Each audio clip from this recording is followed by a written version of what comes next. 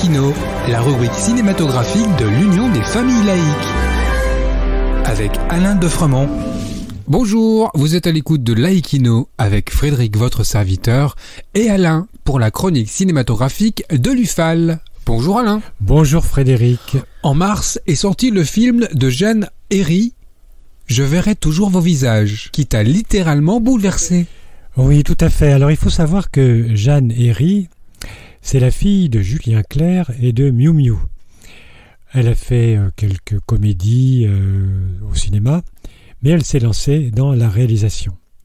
C'est donc une réalisatrice française qui a déjà réalisé 2 longs métrages, Elle l'adore et Pupille. C'est une cinéaste complète car elle écrit le scénario et les dialogues de ses films. Sortie en 2014, Elle l'adore nous raconte la vie de Muriel, esthéticienne farfelue, qui n'a Dieu que pour Vincent Lacroix, un chanteur à succès. C'est son idole. Par un étrange hasard, elle va réaliser son rêve, le rencontrer, mais alors qu'il est en grande difficulté, après qu'il ait commis un meurtre sur sa compagne. Il s'agit donc d'une comédie, et oui, dans laquelle elle explore la dépendance des fans. Son second film est plus ambitieux. Pupille porte un regard clinique sur l'adoption sous X par un film choral qu'elle a écrit et qui est splendide. Les comédiens sont tous excellents. Le film pourrait se contenter d'être un documentaire, mais elle l'enrichit par des portraits très réalistes et humains de ses personnages. Quant au troisième film, Je verrai toujours vos visages, c'est une grande réussite. Quel en est le thème ? Très attachée aux faits de société, Jeanne Herry est tombée par hasard sur un dispositif judiciaire peu connu, la justice restaurative. La justice restaurative, qu'est-ce que c'est ? Inscrite dans la directive de l'Union européenne du 25 octobre 2012, la justice restaurative a été consacrée par la loi du 15 août 2014 et mise en œuvre par le décret du 15 mars 2017. En quoi se distingue-t-elle de la justice pénale ? Eh bien, il s'agit d'une pratique complémentaire au traitement pénal d'une infraction. Elle consiste à mettre en relation des victimes et des auteurs d'agressions, accompagnés d'animateurs bénévoles issus de la société civile et bien sûr formés à cette mesure. La justice restaurative s'appuie sur le fait qu'une agression abîme 3 acteurs, la victime, l'auteur et la société. La victime est donc confrontée à son agresseur. Eh bien, pas forcément. Les victimes, elles peuvent être plusieurs, sont réunies avec des auteurs d'infractions similaires à celles auxquelles les victimes ont été confrontées, sous l'accompagnement d'un ou plusieurs animateurs.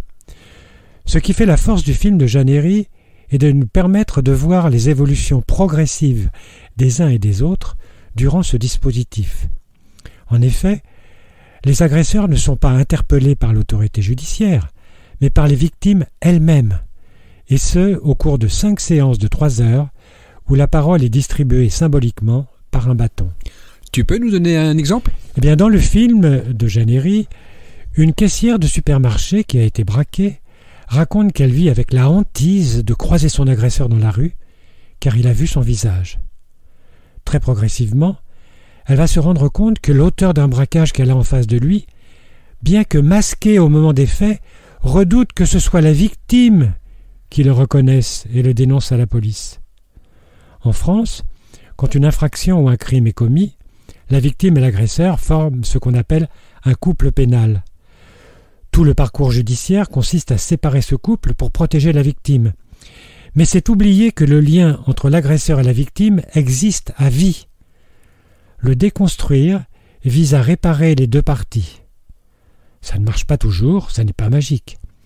Mais le film relate avec beaucoup d'intelligence les avancées de ce dispositif et le lien social qui peut parfois se retisser entre les protagonistes afin de prévenir au mieux pour l'agresseur la récidive et pour la victime de tenter de commencer à se reconstruire. Quelques chiffres pour terminer. En 2021, donc, 306 animateurs ont été formés à exercer une médiation et 46 mesures de justice restaurative ont été prononcées.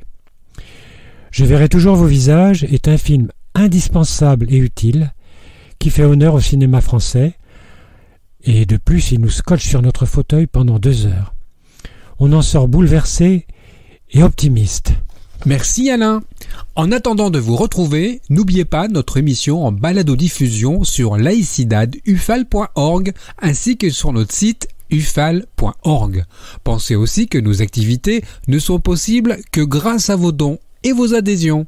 C'était Frédéric et Alain sur Laïkino. À bientôt. C'était Laïkino, la rubrique cinématographique de l'Union des familles laïques. Retrouvez toutes nos rubriques Laïkino et l'ensemble de nos balados-diffusions sur lufal.org.